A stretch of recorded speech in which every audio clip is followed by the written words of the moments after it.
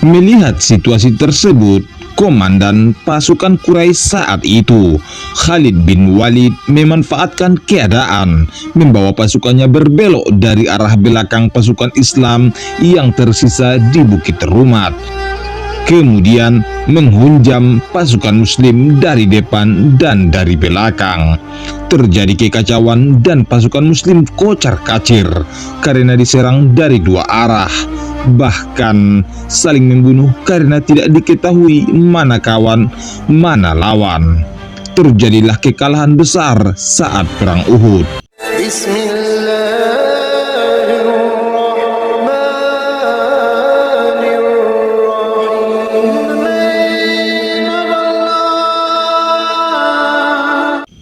Assalamualaikum warahmatullahi wabarakatuh.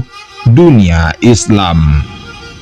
Video kali ini adalah menyusuri jejak perang Rasulullah melawan kafir Quraisy.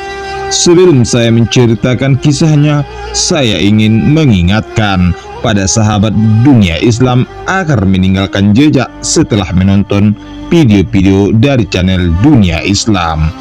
Terima kasih. Dalam sejarah Islam, Jabal Uhud dikenal kaitannya dengan perang Uhud, yaitu peperangan balas dendam kafir Quraisy akibat kekalahan pada perang Badar. Setiba di lokasi Jabal Uhud, pertama terlihat adalah Masjid Syuhada yang memiliki satu kubah dan dua menara. Burung-burung merpati bermain di lapangan sekitar masjid. Tidak jauh terlihat Bukit Rumat atau Bukit Pemanah. Puluhan jamaah haji dari berbagai negara, termasuk Indonesia, tampak menaiki Bukit Rumat. Mereka berfoto, bahkan ada yang berdoa di atas bukit batu tersebut. Dinamakan Bukit Rumat karena pada saat perang Uhud, pasukan pemanah menjadikan bukit tersebut sebagai lokasi mereka menyerang musuh. Tidak jauh dari Bukit Rumat terdapat pemakaman para syuhada perang Uhud, termasuk sahabat Rasulullah dan para pengikutnya yang gugur di medan perang. Sementara Jabal Uhud sendiri memiliki tinggi sekitar 1050 meter dengan panjang sekira 7 km dan terdiri dari batu-batuan granit, marmer merah serta batu-batu mulia. Perang Uhud adalah balas dendam kaum Quraisy atas kekalahan mereka dari pasukan Muslim di Perang Badar pada tahun kedua Hijriah. Perang Uhud terjadi pada tahun ketiga Hijriah atau 625 Masehi di Madinah. Kekalahan kaum kafir Quraisy Mekah pada Perang Badar mencoreng nama mereka. Pasalnya, dengan jumlah kekuatan yang berbeda jauh, kaum kafir Quraisy memiliki 1000 pasukan, 600 persenjataan lengkap, 700 unta, dan 300 ekor kuda, dikalahkan oleh pasukan Islam yang dipimpin Rasulullah Shallallahu Alaihi Wasallam. Padahal pasukan yang dipimpin Rasulullah Shallallahu Alaihi Wasallam hanya terdiri dari 313 orang Muslim, 8 pedang, 6 baju perang, 70 ekor unta, dan 2 ekor kuda. Pada saat itu Muslim di Madinah kuat dan ini jadi ancaman bagi kota Makkah karena ini jalur perdagangan. Strategi. Saat perang Uhud terjadi, pasukan Muslim berjumlah 700 orang yang dipimpin Rasulullah Shallallahu Alaihi Wasallam berhasil memukul mundur 3.000 pasukan kaum kafir Quraisy Mekah. Sebagai pemimpin, Rasulullah Shallallahu Alaihi Wasallam menggunakan strategi perang yang sangat jenius. Rasulullah menempatkan 50 pemanah di Bukit Rumat yang dipimpin Abdullah bin Jubair. Ibarat serangan dari udara, anak panah dari pasukan yang dipimpin Abdullah bin Jubair berhasil memukul mundur pasukan Quraisy. Di sini kejeniusan Rasulullah menempatkan 50 pemanah di Bukit Rumat sehingga 700 orang biasa memukul 3.000 orang. Padahal pada perang Uhud pasukan Muslim tidak dibantu malaikat seperti pada perang Badar. Pasukan kafir Quraisy pun mundur serta meninggalkan harta dan perbekalan mereka di medan perang.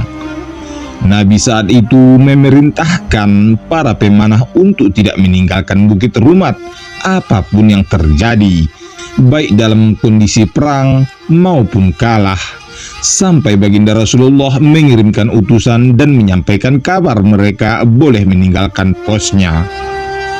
Harta rampasan perang yang ditinggalkan kaum Quraisy mulai dari pedang, unta, kuda, emas, dan perak menjadi rebutan pasukan Muslim. Melihat kondisi tersebut juga dimanfaatkan oleh pemanah di Bukit Rumat. Sebanyak 40 pemanah turun dari bukit hingga lupa pesan Rasulullah agar mereka tidak meninggalkan Bukit Rumat. Mereka beralasan bahwa pesan tersebut berlaku saat perang, sedangkan saat ini menurut mereka perang telah selesai karena pasukan musuh sudah dipukul mundur.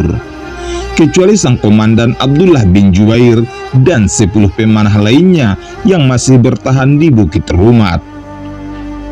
Melihat situasi tersebut, komandan pasukan Quraisy saat itu, Khalid bin Walid, memanfaatkan keadaan, membawa pasukannya berbelok dari arah belakang pasukan Islam yang tersisa di Bukit Rumat, kemudian menghunjam pasukan Muslim dari depan dan dari belakang. Terjadi kekacauan dan pasukan Muslim kocar-kacir karena diserang dari dua arah, bahkan saling membunuh karena tidak diketahui mana kawan mana lawan. Terjadilah kekalahan besar saat perang Uhud. Bahkan kaum kafir Quraisy Makkah bikin pesiwar yang menyebut Muhammad sudah mati guna menjatuhkan mental pasukan Muslim. Ketika itu para sahabat kebingungan, pilihan perang adalah menang atau mati syahid. Namun, kabar wafatnya Rasulullah dalam perang Uhud dibantah para sahabat yang melihat langsung Rasulullah masih hidup. Kabar ini membangkitkan kembali semangat pasukan Islam. Namun di suatu sisi, Rasulullah menjadi incaran para kaum Quraisy Mekkah yang merasa saat itu mereka sudah memenangkan peperangan. Terjadilah perang yang dahsyat. Korban dari pasukan Islam pun berjatuhan. Perang ini menggugurkan 70 sahabat Nabi Muhammad Shallallahu Alaihi Wasallam, termasuk 7 pahlawan Uhud. Salah satu dari golongan muhajirin yang wafat sekaligus merupakan paman Nabi Muhammad Shallallahu Alaihi Wasallam adalah Hamzah bin Abdul Muthalib. Bahkan Rasulullah Shallallahu Alaihi Wasallam pun terluka parah dari serangan musuh. Utbah bin Abi Waqqas melemparkan potongan besi dan mengenai muka Rasulullah hingga wajah beliau terluka dan salah satu giginya beliau patah. Para sahabat bahkan serikandi melindungi Rasulullah Shallallahu Alaihi Wasallam yang dilarikan di goa antara Jabal Uhud. Di sana Rasulullah dirawat usai perang Uhud. Secara jumlah dan alat perang, pasukan kaum muslimin memang kalah dibandingkan dengan pasukan kaum kafir Quraisy. Di samping itu, kekalahan juga disebabkan karena sebagian pasukan muslimin menyalahi perintah Rasulullah Shallallahu Alaihi Wasallam sebagai panglima perang. Kekalahan perang Uhud ini karena melanggar larangan Rasulullah. Setelahnya kekalahan ini menjadi pelajaran untuk perang-perang selanjutnya, ucapnya. Perang Uhud menjadi kunci kemenangan muslimin pada perang-perang selanjutnya, bahwa pasukan muslimin harus mentaati larangan Rasulullah. Hikmah yang dapat diambil dari perang Uhud adalah menjadi pengingat bahwa bukan hanya harus mentaati larangan Rasulullah di kala perang, tapi juga semua larangannya harus ditinggalkan dan perintah Rasulullah harus ditaati. Begitu kita melanggar larangan Rasulullah, balasan Allah Subhanahu wa Ta'ala langsung saat itu juga. Ini merupakan bentuk teguran dari Allah Subhanahu wa Ta'ala. Jabal Uhud juga menjadi saksi betapa gagah beraninya para sahabat Nabi dalam berperang dan melindungi Rasulullah. Meski kondisinya tidak sama lagi, Jabal Uhud, khususnya Bukit Rumat, tetap menjadi magnet bagi jamaah haji maupun kaum muslim yang datang ke tanah suci untuk menyusuri bukit kegigihan pasukan Islam dalam menghadapi kaum kafir Quraisy. Di lokasi ini juga terdapat makam syuhada Uhud, tempat para sahabat Nabi yang gugur di perang Uhud dimakamkan. Sahabat dunia Islam, itulah video menyusuri jejak perang Rasulullah melawan kafir Quraisy, tepatnya di Jabal Uhud. Semoga bermanfaat. Terima kasih sudah menonton. Nantikan video-video selanjutnya dari channel Dunia Islam.